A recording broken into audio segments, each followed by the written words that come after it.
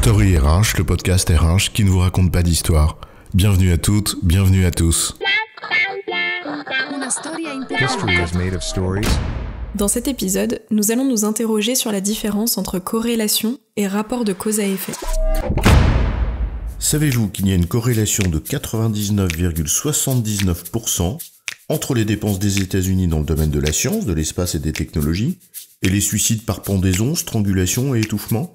Et une corrélation de 99,26% entre la consommation de margarine et le taux de divorce dans le Maine, ou de 97% entre la consommation de lait aux États-Unis et le taux de divorce en Alabama.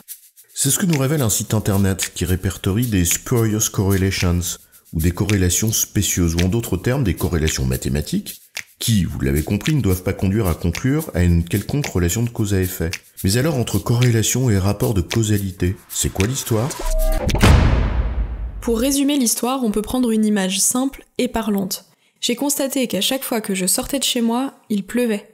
Mais ça ne veut pas pour autant dire que je suis la cause de la pluie. Non, ça veut peut-être dire que tu n'as pas de bol, ou que tu habites une région pluvieuse, ou que tu n'aimes pas le soleil et que tu ne sors donc pas quand il fait beau.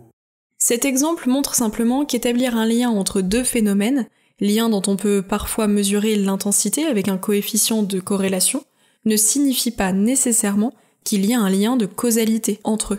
En d'autres termes, montrer l'existence d'une relation mathématique entre deux séries de données ne suffit pas à prouver que l'une est la cause de l'autre.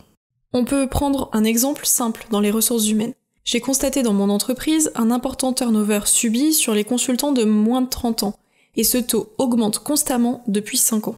Et dans le même temps, je constate qu'on a significativement décroché sur les salaires par rapport à la concurrence sur cette tranche d'âge, et là aussi de manière progressive et constante depuis 5 ans. De là à conclure rapidement qu'ils ou elles partent à cause d'une politique de rémunération insuffisamment compétitive, il n'y a qu'un pas qu'on peut franchir un peu trop vite. En creusant les entretiens de départ, par exemple, on s'aperçoit, toujours dans cet exemple, qu'une bonne partie de celles et ceux qui ont démissionné fustigeaient l'absence de déontologie de leur manager qui se comporte en petit cow-boy du business. Il y a là de quoi tempérer l'analyse sur les salaires, sans pour autant infirmer l'hypothèse.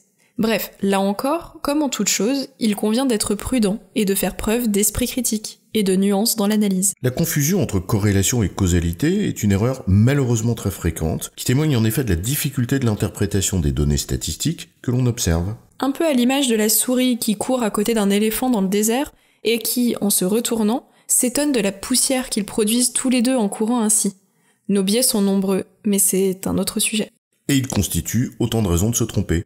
Ils sont de nature à tromper le regard que l'on porte sur un phénomène que l'on cherche à comprendre et à expliquer. Et en la matière, il faut même parfois accepter qu'il y a des réalités qui sont contre-intuitives. C'est par exemple ce que nous enseigne le paradoxe de Simpson, qui, avec exactement les mêmes données, permet de formuler deux conclusions opposées, mais toutes les deux justes selon la manière dont on les étudie.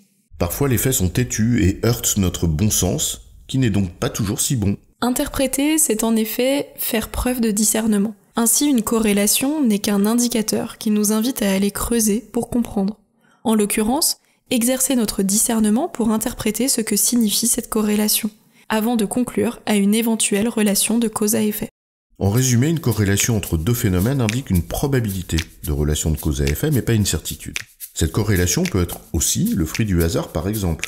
Il faut donc étudier cette relation en profondeur pour le cas échéant conclure, ou pas, à une relation de causalité entre les deux. J'ai bon, chef ? Oui, tu as bon, mais on va pas en faire toute une histoire. Story RH, le podcast RH qui ne vous raconte pas d'histoire. Retrouvez tous les épisodes sur storyrh.fr.